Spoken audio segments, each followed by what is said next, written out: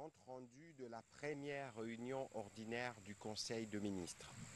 Le président de la République, chef de l'État, Félix Antoine Tshisekedi Tshilombo, a présidé ce vendredi 14 juin 2024 la première réunion ordinaire du nouveau gouvernement dirigé par la première ministre Judith Suminwa Turuka. 4 points étaient inscrits à l'ordre du jour, à savoir 1. Communication du président de la République, chef de l'État. 2. Présentation de membres du gouvernement. 3. Points d'information.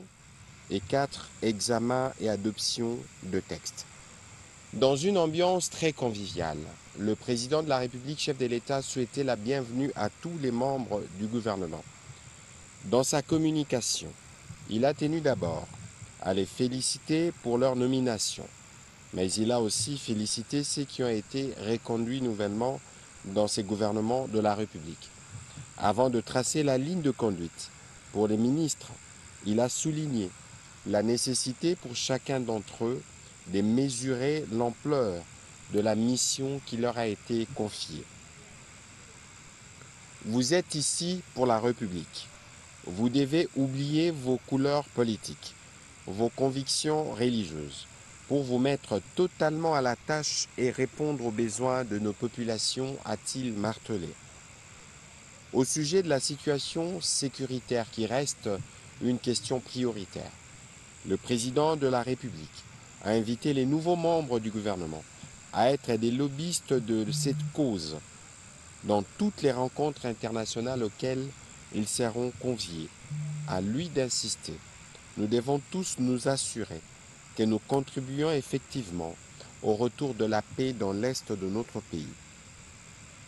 Sur un autre chapitre, le président de la République a annoncé qu'il sera procédé à intervalles réguliers de 3 mois, un suivi et une évaluation de l'action de chaque membre du gouvernement pour s'assurer de son efficacité. Les conséquences seront tirées au terme de chaque évaluation, a-t-il souligné, tout en recommandant la bienveillance, la courtoisie, la sobriété, la bonne gouvernance et l'exigence d'une conduite irréprochable dans tous les domaines au regard du caractère prestigieux des fonctions ministérielles.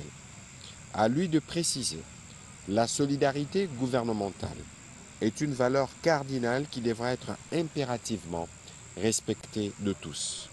Le président de la République a terminé sa communication en souhaitant plein succès à chacun des membres du gouvernement et a souhaité que Dieu les accompagne dans l'accomplissement de leur mission.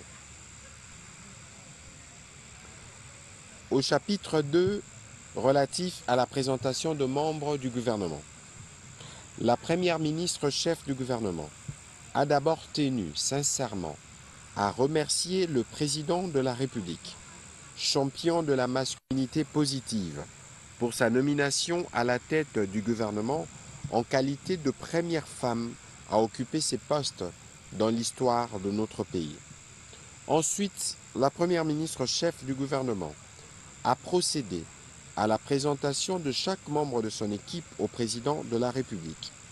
Elle a profité de l'occasion pour dire la gratitude des ministres pour la confiance que le président de la République a placée en chacun d'eux et en leur confiant la gestion des différents secteurs de la vie nationale. La première ministre a également dit son engagement à faire exécuter le programme d'action du gouvernement sur base duquel elle a été investie à l'Assemblée nationale et qui se fonde sur les 6 engagements souscrits par le président de la République à l'occasion de son discours d'investiture qui a suivi sa brillante réélection. En vue de doter les gouvernements des outils nécessaires pour son fonctionnement harmonieux et au regard des spécificités contenues dans chaque configuration, dans la configuration actuelle, un travail de modification de l'ordonnance portant organisation et fonctionnement du gouvernement est en cours d'élaboration d'une part, et celle fixant les attributions de ministères d'autre part. Faisons suite au débat général sur le programme d'action du gouvernement en marge de l'investiture à l'Assemblée nationale, où les députés nationaux ont insisté sur la nécessité de travailler avec les indicateurs pour permettre d'apprécier l'évolution du travail du gouvernement, la Première ministre entend transmettre à chaque membre du gouvernement sa lettre des missions en vue de leur permettre d'élaborer une feuille de route. Et c'est sur la base de cette feuille de route que les ministres seront régulièrement évalués. La Première ministre a aussi annoncé l'organisation dans un bref délai d'un séminaire gouvernemental pour permettre aux membres du gouvernement de s'imprégner de principes qui doivent les guider dans l'exécution des tâches qui leur sont confiées. Compte tenu de certaines urgences et au regard du calendrier de l'Assemblée nationale dont la clôture de la session ordinaire intervient ce samedi 15 juin 2024, elle a annoncé la présentation d'un projet de loi d'habilitation du gouvernement. Au troisième chapitre du Conseil de ministres de ce jour, relatif aux points d'information, le vice-premier ministre, ministre de l'Intérieur, Sécurité et Affaires coutumières a présenté le rapport sur l'état et l'administration du territoire national, qui reste globalement dominé par la poursuite des opérations militaires ordonnées par le président de la République, chef de l'État. Au cours de la semaine qui s'achève, l'état d'esprit de la population a été marqué notamment par la dégradation des conditions humanitaires de millions de déplacés dans les zones de combat autour de Goma, la satisfaction de la population consécutive à la prestation de l'équipe nationale lors des 2 dernières rencontres comptant pour les éliminatoires pour la Coupe du Monde 2026, la cérémonie d'investiture par l'Assemblée nationale de la nouvelle équipe gouvernementale dirigée par la Première ministre Judith Suminwa. Sur un autre volet, le vice-premier ministre, ministre de l'Intérieur, a brossé les efforts déployés par les forces de sécurité contre le banditisme et la criminalité dans certaines villes du pays.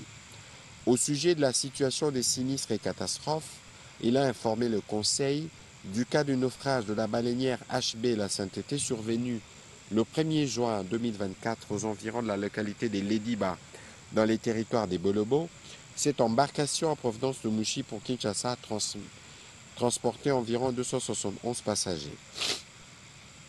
Le gouvernement de la République a dépêché une équipe d'investigation sur place afin d'établir les responsabilités et une commission interministérielle va conduire une caravane humanitaire afin de porter secours aux compatriotes rescapés.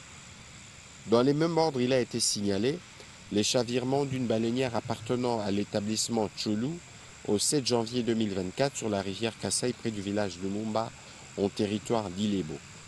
Tous les cas sont essentiellement dus au manque du respect de la législation en la matière de la navigation fluviale et les surcharges. En outre, le gouvernement suit de près des cas d'incendie qui ont été rapportés dans les provinces du Kasaï central et du Sud Kivu. Toujours sur ces chapitres sécuritaires, le vice-premier ministre, ministre de la Défense nationale, a informé pour sa part le Conseil sur la situation opérationnelle du pays dominé par les opérations en cours dans l'est de la République démocratique du Congo, principalement contre les attaques de l'armée rwandaise et de ses supplétifs du M23. Sur toutes les lignes des fronts, nos militaires se comportent avec bravoure pour mettre en déroute les ennemis de la paix et sécuriser nos populations. Nos forces de défense et de sécurité restent engagées plus que déterminées à pacifier cette partie du pays et à préserver l'intégrité du territoire national.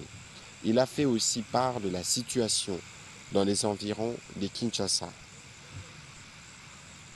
Au dernier chapitre du Conseil de ministres de ce jour, relatif à l'examen et à l'adoption d'un texte, projet de loi portant habilitation du gouvernement.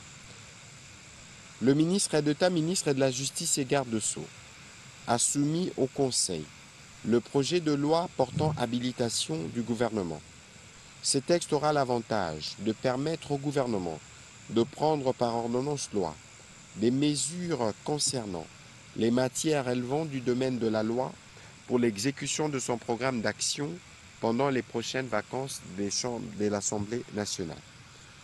Sont entre autres concernés l'autorisation de la prorogation de l'état de siège sur une partie de la République démocratique du Congo, la ratification de quelques accords et conventions de prêt conclus par la République démocratique du Congo et ses différents partenaires, Face à cette nécessité, le ministre d'État, ministre de la Justice et garde-sceaux a motivé la démarche du gouvernement par l'article 129 de la Constitution qui l'autorise à solliciter du Parlement, avant l'entame de ses vacances, l'habilitation sus évoquée. Après débat et délibération, ce projet de loi a été adopté. Dans une ambiance conviviale, les membres du gouvernement, avec en tête la Première ministre, ont profité de l'occasion de ce conseil pour présenter les vœux le meilleur au président de la République au lendemain de la célébration de son anniversaire de naissance. Les remercions.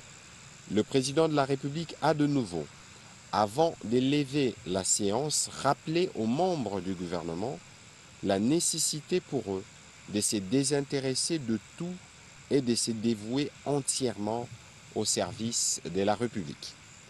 Commencée à 15h27, la première réunion du Conseil de ministres du gouvernement dirigé par la Première ministre Judith Suminwa Tuluka a pris fin à 17h23. Je vous remercie.